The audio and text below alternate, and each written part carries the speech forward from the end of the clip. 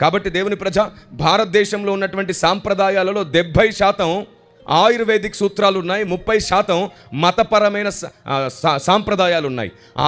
ఆరోగ్య సూత్రాలకు ఆయుర్వేదిక్ సాంప్రదాయాన్ని నేను పేరు పెడుతున్నాను. మత సాంప్రదాయం వేరు, ఆరోగ్య సాంప్రదాయాలు వేరు. ఉదాహరణకు ఒకటి అర్థమయ్యేటట్టు చెప్తాను.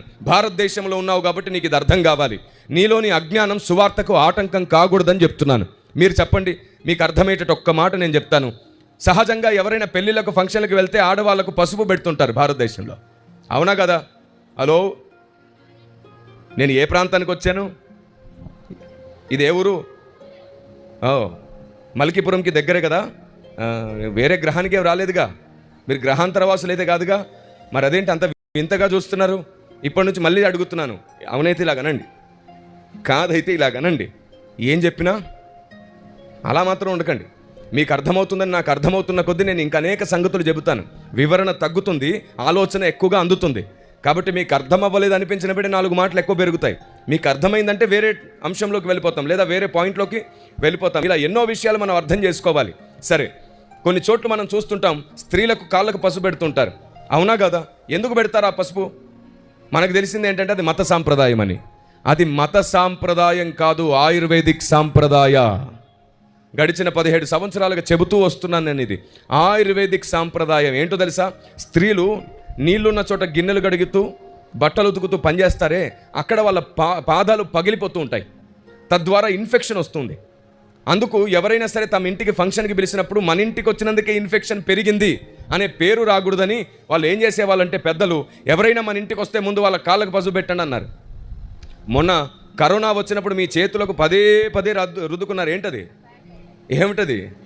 శానిటైజేషన్ కదా. పదే శానిటైజర్ రాసుకున్నారు. సేమ్ అంతే, కాళ్ళకు అది శానిటైజేషన్ అనమాట. మీకు దెబ్బ తగిలితే ఏం పెట్టుకుంటుంటారు అప్పుడప్పుడు? పసుపు. అదే మత సాంప్రదాయమనా? ఆయుర్వేదిక్ సాంప్రదాయం. కూరల్లో పసుపు వేస్తుంటారే, మరి మత సాంప్రదాయం అయితే ఎందుకు వేస్తున్నారు?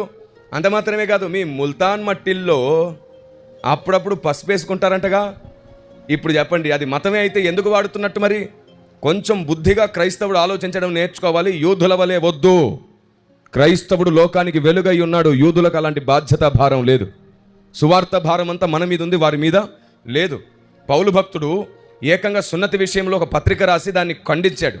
అలాంటి పౌలు భక్తుడు యూదులకు సువార్త ఆటంకం అవుతుందని దాన్ని మరలా ఖండించడం ఆపేసి శిష్యులకే సున్నతి చేయించి సువార్త ప్రకటించాడు యూదుల మధ్యలో. ఎందుకంటే వాటికంటే సువార్తే ముఖ్యం అనుకున్నాడు. అప్పుడు అంటాడు, పొందుట యందు ఏమీ లేదు, పొందకపోవుట యందు, సున్నతి జరుగుట యందు లేదు, జరగకపోవుట యందు లేదు, కానీ సువార్త మాత్రం జరగాలి. Praise the Lord. కాబట్టి ఇది కేవలం ఆయుర్వేదిక్ సాంప్రదాయంగా పసుపును వాడారు. ఒకవేళ అది మత సాంప్రదాయం అయి ఉంటే, విన్నారా నేనేమన్నాను? కాళ్ళకు పసుపు రాయడం ఒకవేళ మత సాంప్రదాయమే అయితే పురుషులకు కూడా రాయాలిగా.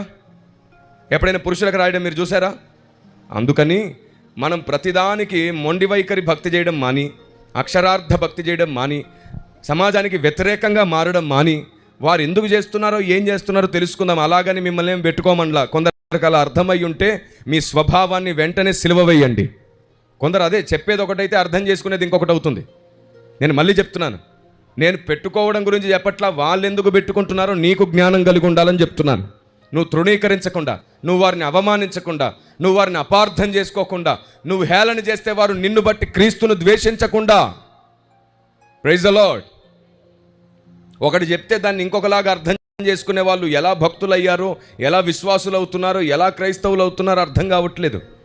ఒక భక్తుడు తన నోటితో ఏం చెప్తాడో దాని గురించి మాట్లాడాలి.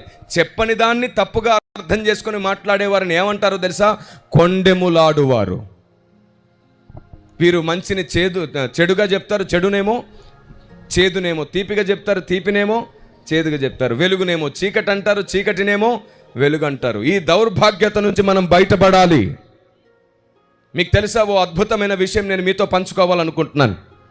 ఇన్ని విషయాలు చెప్పిన తర్వాత మీకు ఎన్నో సంగతులు అర్థమయ్యాయని నేను నమ్ముతున్నాను. ఇక మీదట మీ బంధువులతో, మీ స్నేహితులతో మీరు సరి అయిన విషయాన్ని మాట్లాడతారని, అర్థమయ్యేటట్లు మాట్లాడతారని నేను నమ్ముతున్నాను.